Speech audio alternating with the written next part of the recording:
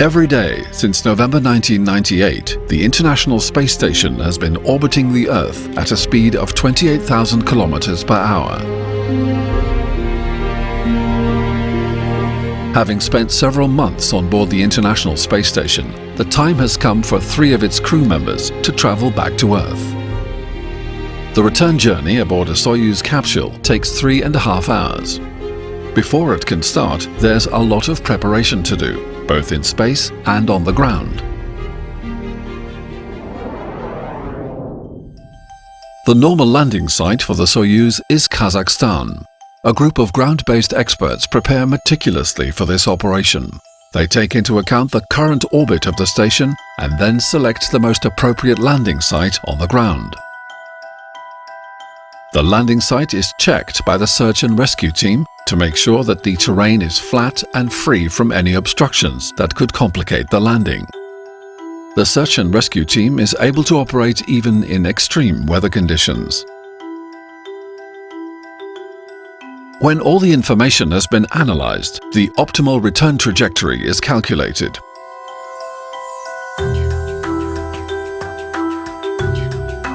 One week before the Soyuz undocks from the station, the instructors and controllers located in the Mission Control Center near Moscow conduct a remote training session with the crew and the onboard simulator.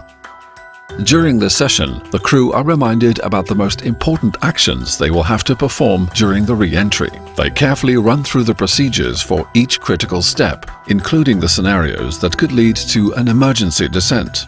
They are also briefed on the latest details of their trip back, such as landing conditions and the precise timelines for the activation of vehicle systems. The onboard crew runs a test of the Soyuz vehicle and begins packing items that will travel with them back to the ground. The Soyuz is then activated, and the crew starts preparing it for undocking. When instructed by the ground controllers, the crew say their goodbyes to the colleagues staying behind and close the hatch that separates the Soyuz orbital module from the station. The hatch is carefully checked to make sure there are no leaks that could cause an unexpected cabin depressurization. The crew members put on their spacesuits and enter the descent module that they will occupy for the ultimate roller coaster ride back to Earth. Former astronaut Frank de Winne is now head of the European Astronaut Center in Cologne. He remembers clearly the emotions he felt as he was about to leave the International Space Station. Wow, today I'm really going home. Because of course, the days before you're preparing for the descent, you're reviewing all the procedures, you're going through all the radiograms, but it's only at the moment that you're in your spacesuit and that the hatches are closing that you know that 4 hours later you will be back on Earth. Both crew and vehicle are now ready for the undocking sequence. The Russian segments of the station have several docking ports for hosting Soyuz vehicles. In this example, the vehicle is going to undock from the so-called service module. In this case, the undocked Soyuz reaches an orbit below the station. The orbital velocity of the Soyuz also increases. Sometimes, however, the Soyuz is docked to a port underneath the station.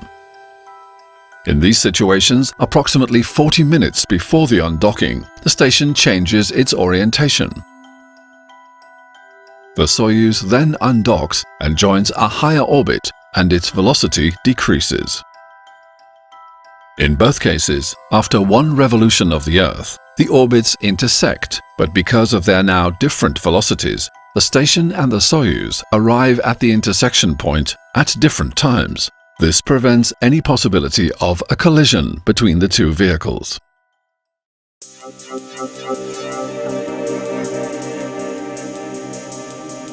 When the flight director is ready, a "go" is given to the crew to initiate the undocking. The crew commander issues the command to open the Soyuz hooks. These are the only mechanical devices holding the vehicles together. After approximately 3 to 4 minutes, the hooks are fully opened and the Soyuz is no longer firmly attached to the station. A set of pushers that were kept mechanically compressed while docked gently ease the Soyuz away from the station at a relative speed of 12 to 15 centimeters per second. Undocking confirmed at 9:56 p.m. Central Time. Being so close to the station, the Soyuz propulsion system is inhibited in order to avoid contamination of the station with residual chemical dust produced by the Soyuz thrusters. The crew gets visual confirmation of the separation through the image provided by the external TV camera and also from indications displayed on their monitors. ESA astronaut Paolo Nespoli returned to Earth aboard a Soyuz spacecraft at the end of Expedition 27. I didn't actually felt the detach when we detached from the station. Physically, I did not feel it. The physical departure of the station is done because of a push or some spring that there is inside. You don't want to start your engines close to station because you're going to plume everything. So you're just kind of drifting away, and what you're doing there, what we were doing, we're just looking at the instruments, looking at the camera outside and checking that the Soyuz would be inside the departure corridor. This is what we were doing. Didn't really felt anything. The only thing is that we felt we started this long journey back to Earth. 3 minutes later, when the spacecraft has moved about 20 meters, the crew monitors the 15-second burn that increases the separation speed up to 2 kilometers per hour. This leads the Soyuz to a safe position relative to the space station. After the undocking, the ground controllers upload the data needed by the onboard computer to autonomously perform the descent. The crew is in constant communication with the ground. They verify the validity of the data before allowing the computer to use it. At this stage, the crew must pay special attention to prepare for the next critical operation, the deorbit burn. As can be seen, although the Soyuz is now far away from the station, it is still orbiting the Earth at an altitude close to that of the ISS. The purpose of the deorbit burn is to force the Soyuz to decrease its speed. As a result, the trajectory of the vehicle changes and it re-enters the atmosphere. The atmosphere acts as a natural brake and does most of the work in slowing the Soyuz down until a set of parachutes opens and ensures a relatively soft landing. This braking is achieved by using the main engine located in the rear side of the spacecraft to push against the direction of travel. The required orientation and duration of the braking impulse must be precisely calculated and achieved because it directly influences the steepness of the re-entry path. If we don't burn enough, then we have still too much speed and we will still be too high in the atmosphere, and we can actually skip off the atmosphere and then go further into space. And that, of course, would not be a successful re-entry. On the other hand, if we burn too much and we come in too steep, then we will have too much speed when we are in the lower parts of the atmosphere. The heat that is normally around 2000 degrees Celsius will be much higher and we have a risk of burning up. So also therefore it's very critical that we do the correct deorbit burn and that we really fix this around 120 meters per second. To achieve the correct burn, the main engine fires for exactly 4 minutes and 45 seconds.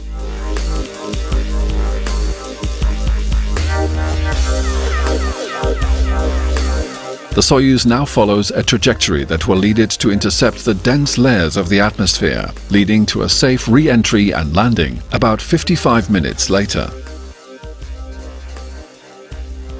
As the vehicle travels along its trajectory, about 30 minutes before landing, and at an altitude of roughly 140 kilometers, it separates into 3 parts: the orbital module, the descent module, and the instrument compartment.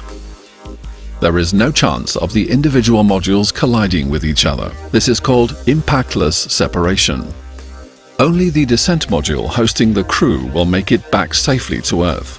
The other 2 will disintegrate and burn up in the atmosphere. The separation of the spacecraft in the 3 parts is happening through several seconds because there are several parts that gets detached after one or the other. All of these actions are done with explosive bolts or explosive implements. seen from inside of the spacecraft, it felt like there was somebody outside the spacecraft with a sledgehammer that was hammering here and there, up and down. And so every few milliseconds, the spacecraft was shaking with this bang, bang, bang, bang, bang, bang. It felt really interesting, actually.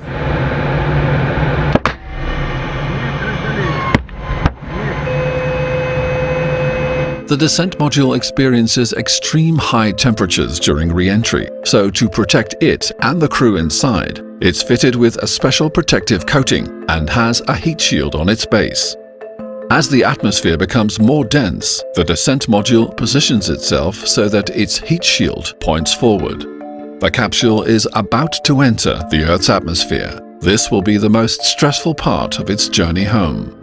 By the time we were supposed to re-enter the atmosphere, I actually looked out from our window and I actually looked, we were tumbling. And I was a little bit puzzled because I thought we need to re-enter in a special angle. So I started looking at procedure, we did a few things, and when I looked out again, I saw that we were already inside this plasma things. It was getting really red, and actually the window was getting pretty dark. What was happening that the plasma stream is actually burning the outside layer of the window, which has a protective cover. So it was kind of interesting. At that point, I really did not feel that much. I mean, the gravity starts grabbing you, but it's very gentle at the beginning, and you actually use it to feel or go into the seat and buckle up, pull your straps so that you really lay into the seat. It was an interesting feeling. The descent module follows a path that is similar in shape to that made by a surfer riding a big wave. Like a surfer, the Soyuz is able to make small adjustments to keep itself on track. So how is the trajectory of a free-falling capsule controlled? Even though it doesn't have wings, the Soyuz capsule is able to change the way it flies through the air. The design of the Soyuz enables it to do this. The capsule's lift increases when it rotates in one direction and decreases if it rotates in the opposite direction. In this way, the capsule is able to keep to its planned trajectory. As a side effect, this rotation also induces a sideways displacement of the module. This effect is very useful because it gives more flexibility for the selection of the landing site. This sideways maneuver has already been taken into account when selecting the optimum trajectory. During the descent in the atmosphere, the crew feels the effect of the deceleration when their weight exceeds several times their own weight on the ground. The maximum G-load, 4G, is experienced when the capsule reaches an altitude of roughly 35 kilometers when it's already been traveling for 6 to 7 minutes in the atmosphere. Gravity is a very, very strong force. We do not understand here on Earth how gravity has such a hold on our body, on what is around us. You do feel it when you come back from space because now you have been in a non-gravity environment for a long time, and then you see all these forces grabbing you. You look at stuff and you feel your hands are heavy, you feel your watch weighs a ton, your books, the materials around you, your head, it's extremely heavy. And it's really, really, really a very strong feeling. In the unlikely event that the automatic control system fails, the crew is able to use a manual hand controller as a backup. They train extensively to prepare for this possibility. Another option is the ballistic descent. The spacecraft starts spinning and flies a much steeper trajectory without any additional sideways displacement. The G-load in this case will increase up to 9. When the capsule reaches an altitude of 10.5 kilometers, its speed has already decreased from 28,000 to 800 kilometers an hour. In order to further decrease the speed, the parachute cover is jettisoned and a series of parachutes are deployed. At the end of the atmospheric re-entry, you really start hearing the noise of the wind and the sound. You're almost breaking the sound barrier. Then in the opposite direction, of course, you're coming back into the normal area of flying.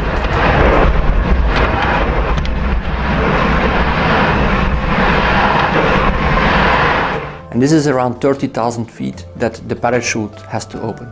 This is actually a very critical moment, and it's one of the only things in the Soyuz where the crew does not have a manual override. So this is only an automated system. So far it has always worked, and we also have a backup parachute that can help us in case that the main would not open. But it's also a very violent moment. You can imagine this 2,000 kilogram capsule that is soaring at the speed of sound through the atmosphere, and then all of a sudden you have a parachute that opens on the side and that pulls on you with a little string. It's almost like a yo-yo, and you see the capsule going all around. It's much worse than in a roller coaster because it motions in all directions, and it's a little bit scary for some of us. For some others it can also be fun to say like, oh, this is the best ride I ever had. Then, a few minutes later, at a height of 8.5 kilometers, the drogue chute finally deploys the 1,000 square meter canopy of the main parachute. This slows the capsule down to a speed of 22 kilometers per hour. The capsule is suspended under the parachute with a specific angle relative to the ground. This angle helps the capsule to dissipate the heat accumulated on its surface and structure during the re-entry. But then everything calms down, of course, once that the main parachute has deployed. You really can't to the calm air after this whole violent re-entry, the violent opening of the parachute. Then you're hanging safely, slowly descending to the earth underneath your parachute. And this is actually the first time that you know, yes, I'm safe, we're gonna make it. At an altitude of roughly 5.5 kilometers, the frontal heat shield and external window glass are jettisoned. The capsule vents excess fuel and oxygen from pressurized tanks to reduce any chance of an explosion when it hits the ground. In order to position the spacecraft adequately for the landing, the main canopy switches to symmetric suspension. This setup ensures the cosmonauts' seats are now perfectly positioned to absorb the landing impact shock. The retro rockets that were hidden behind the heat shield are prepared for firing. Inside the capsule, the crew seats automatically raise in order to prepare shock absorbers. Usually, the search and rescue team equipped with aircraft and helicopters start tracking the Soyuz capsule even before the very first parachute is deployed. The helicopters land next to the capsule shortly after touchdown, and the team help the crew to exit. Finally, 70 centimeters above the ground, the 6 retro rockets fire to further reduce the capsule speed to approximately 5 kilometers per hour. The capsule hits the ground, but the crew's seats continue moving down, and shock absorbers help to make the landing softer for the crew. The soft landing is not really soft. You prepare for it by putting your arms against your body, not touching all the metallic parts, all your books against you.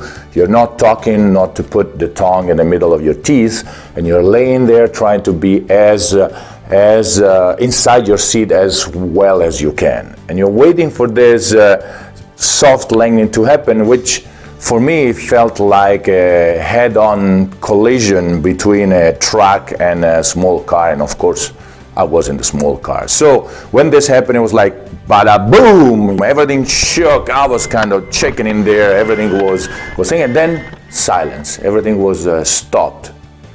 So I looked a little bit around, I looked at my crew members, and then I said, hey guys, welcome back to Earth.